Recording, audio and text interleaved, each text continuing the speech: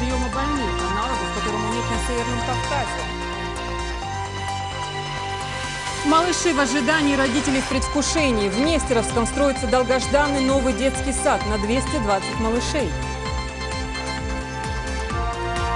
Накануне Рождества, сегодня последний день 40-дневного поста. Православные отмечают сочельник.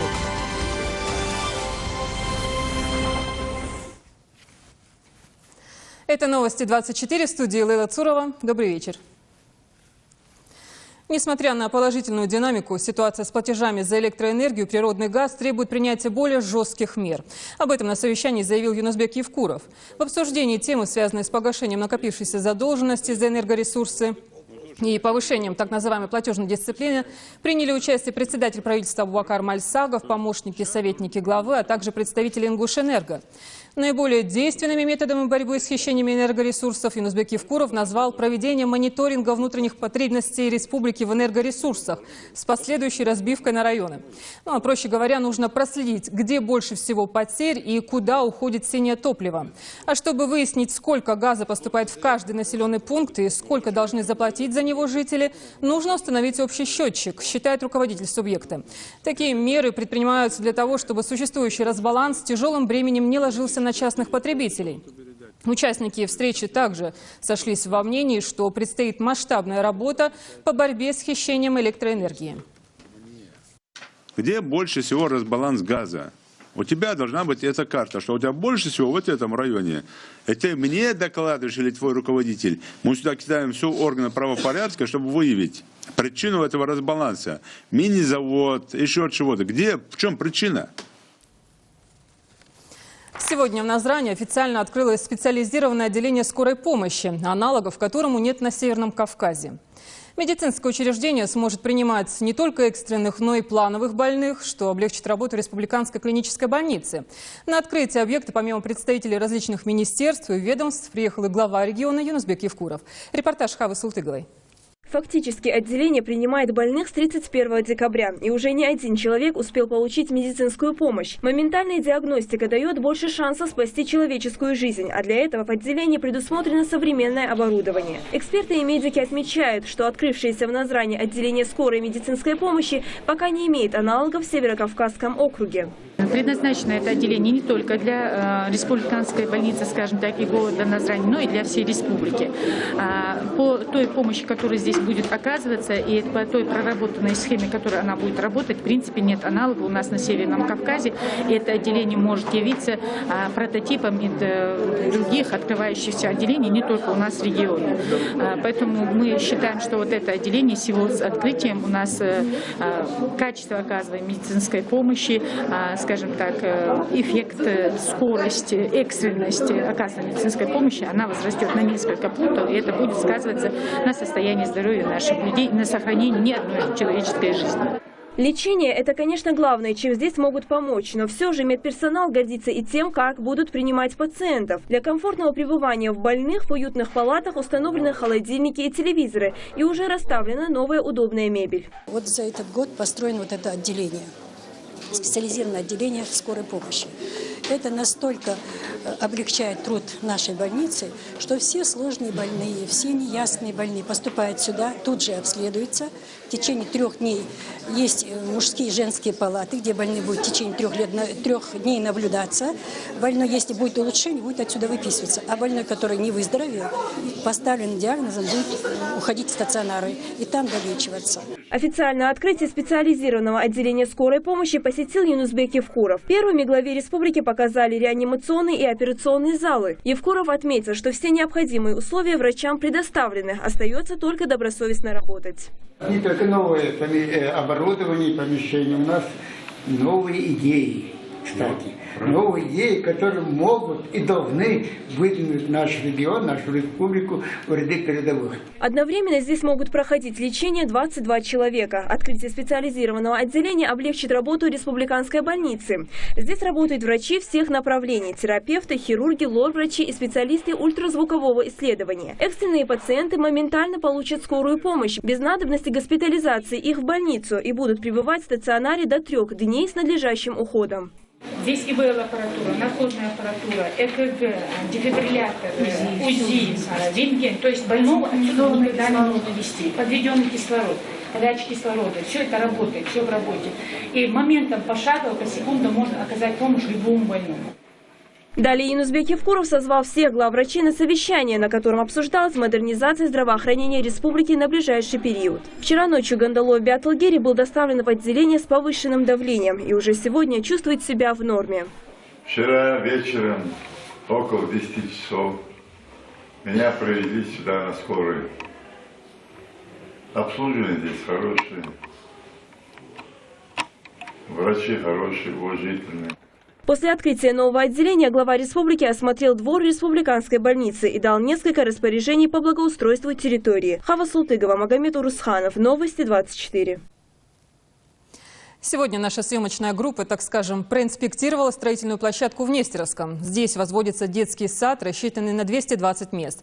Сейчас в селе работает всего одно образовательное учреждение для дошколят, а потому местные жители ждут окончания строительства с нетерпением. Подробнее в сюжете Мадины Албагачиевой. На строительной площадке не просто идет, а кипит работа. Скоро здесь будет возвышаться детский сад на 220 мест. Строительство началось в октябре 2013-го, а сдать объект планируется к началу нового учебного года. В данный момент рабочие занимаются строительством подвальных помещений и первого блока. Всего их будет 3. Садик будет трехэтажный. На каждом этаже игровые площадки по возрастным группам. 3 возрастные группы. Бассейн предусмотрен. На все село с численностью более 20 тысяч человек до сих пор работает один-единственный детский сад. Естественно, этого мало, говорят жители. Ведь для родителей, которые хотят работать, садик – большая помощь в воспитании детишек. Да и прежде чем пойти в школу, малыши нуждаются в дошкольной подготовке. Люди здесь не могли своих детей сдать в садик, не могли даже в очередь стоять. Многие матери стоять детей не могут сдать в садик. Мест нету. Многие нуждались в этом учреждении, но уже и перестали мечтать, что его когда-нибудь построят. И вот теперь почти каждый день кто-нибудь из местных жителей приходит узнать, действительно ли здесь будет детский сад. У меня 3 детей. В 2013 году я собиралась определить своих детей в садик, но не получилось из-за нехватки мест. Я собиралась сама устроиться на работу, но из-за того, что детей не взяли в садик, пришлось сидеть дома с детьми. И вот мы надеемся, что вот строительство этого садика решит все наши проблемы. Теперь те, у кого есть маленькие дети, с нетерпением ждут завершения строительства. И то, что ждать его до осени, их совсем не тревожит. Мадина Албагачиева, Ахмед Чербижев. Новости 24. Как воду сделать прозрачней, а жизнь чище? С этой функцией справляются очистные сооружения сточных вод. Это целый набор последовательных химических процессов, при которых и происходит превращение сточных вод в так называемый эталон. Работа очистных сооружений несет не только огромную пользу для потребителей, но и защищает окружающую среду. Сточная вода, прошедшая подобную очистку, уже никогда не будет гнить, а напротив станет экологически безопасной для человека. Продолжит экскурс Магомед Асканов. В 2002 году в Назрановском районе построили очистные сооружения. Этот объект и сегодня не имеет аналогов в республике. Его строили по проекту подмосковных очистных хранилищ. За сутки он очищает 14 тысяч кубических метров воды, а процесс контролирует больше 20 сотрудников водоканала. Благодаря непрерывной работе сооружений канализационная вода очищается и только потом попадает в русло реки. В любом населенном пункте должны быть очистные сооружения, чтобы все эти стоки прямым образом не попадали в реки наши, не загрязняли реки. И для этого они рассчитаны. И вот эту работу мы выполняем. В хранилищах 2 очистных фильтра, один механический по обработке воды, второй хлорирует воду. Первый этап механической обработки грязной воды самый сложный. Тогда, попадая в резервуар, воду избавляют от мусора, который вместе с водой поступает из канализационных труб со всей Назрани. Химическая очистка проводится, там внизу у нас в компрессорной находятся баки такие, и лаборанты, у нас 2 лаборанта, они всю эту процедуру проводят. Здесь рядом течет речка, к которой присоединяется уже очищенная техническая вода. Руководство водоканала предусмотрело и систему видеонаблюдения, а вся территория ночью освещается. В других городах республики также построены и функционируют очистные сооружения. Например, в Карабулаке такой же объект пропускает 9000 кубических метров очищенной воды. Однако в планах правительства республики построить еще более мощный объект для очистки. Правда, он будет не из металлических конструкций, как этот. Основное хранилище возведут из бетона, а пропускная способность увеличится в разы. Магомед Асканов, Муса Хамхоев, Новости 24. Сегодня сочельник, последний день 40-дневного поста, канун самого светлого праздника православных всего мира – Рождество Христово. До появления первой звезды накрывают стол и начинается ужин, вечеря. Обычно в этот день принято собираться всей семьей в родительском доме и встречать праздник Рождества. В старину было положено готовить сочево или колево, которое в течение нескольких часов варили из зерен пшеницы или ячменя, добавляя мед и орехи. Чем почуют нынче, узнаем у Индиры Манкиевой. В ночь 6 по 7 января православные христиане празднуют Рождество. В этот праздник в сердцах верующих воцаряется доброта и мир. В эту рождественскую ночь все православные христиане и даже те, кто не обязывает себя посещать храм в обычные дни, приходят на службу. Верующие держат 40-дневный пост. Заканчивается он 6 января в 11 часов вечера, когда на небе появляется Вифлеемская звезда. Марина Киселева каждый год этот волшебный праздник отмечает в кругу своей большой семьи. Коренная жительница Нестеровского всегда тщательно готовится к главному празднику православных. Держим мы пост сначала до первой звезды, потом до 6 января у нас пост, потом мы разговляемся хорошо, вкусненько разговляемся, в церковь ехать надо. Вот так мы начинаем наш праздник. Все православные в рождественскую ночь загадывают желания и молятся. Для семьи Киселевых Рождество – такой же волшебный праздник, как и Новый год. Шумный и веселый. Мы стараемся каждый год приехать к родителям и отмечать в кругу семьи вместе, торжественно, празднично, чтобы вся семья собиралась за столом.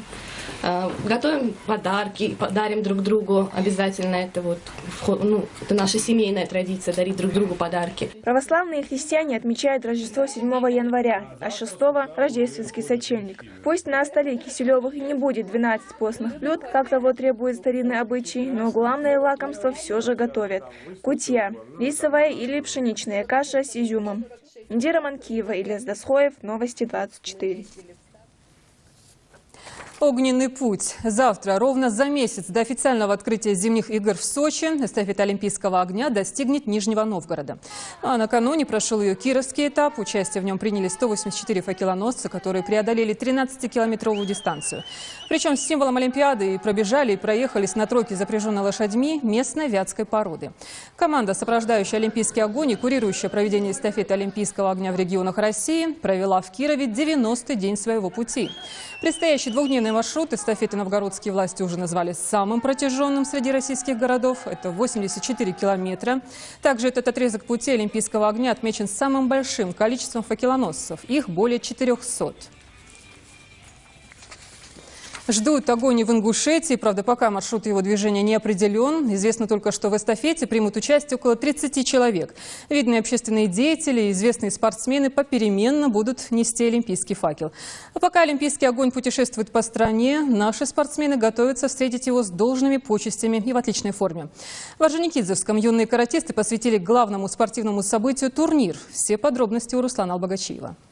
С самого утра в спортзале школы номер 5 в Орджоникидзевском собралось более 50 детей от 7 до 14 лет. Магомед Мальсагов – один из каратистов, который принимает участие в сегодняшнем турнире. Он занимается спортом 2 года, и последняя неделя перед соревнованиями ему далась очень тяжело. Говорит начинающий спортсмен, приходилось готовиться не только на тренировках, но и дома. Я приехал участвовать в турнире, посвященный Олимпийским играм. Надеюсь победить, занять первое место. Хотел бы участвовать в чемпионате мира, Олимпийских играх, занимать там места. Но самым юным каратистом соревнования стал Исмаил Мажигов, который занял 3-е место и получил кубок за серию лучших ударов.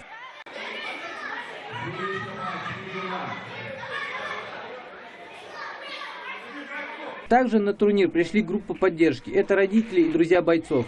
А для организаторов это большая радость, ведь именно сегодняшняя молодежь все чаще увлекается боевыми искусствами, а в частности карате.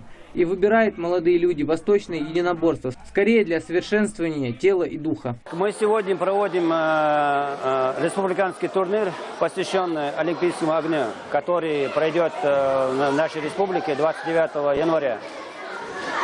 Мы проводим соревнования по карате. Турнир специально сделан для начинающих ребят, потому что, чтобы больше